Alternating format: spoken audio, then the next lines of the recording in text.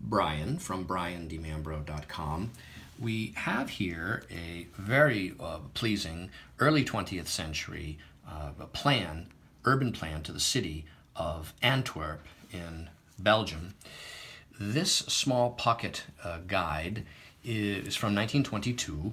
It's got a small little booklet at the front of it prior to the folding map at the rear, which has an extensive index to the map.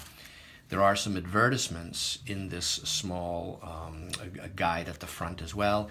But the real pleasure of this item, which is quite scarce, is the large color lithographed folding map of the city, which is printed on a paper which is a little bit fragile and splitting at some of the fold line intersections, but which remains entirely clean, fresh, and sound, still mounted as issued to the rear cover, inside cover of the book.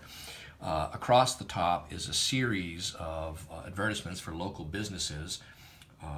The map is done in a prospect bird's eye type, almost cartoonish view, with many buildings drawn in perspective.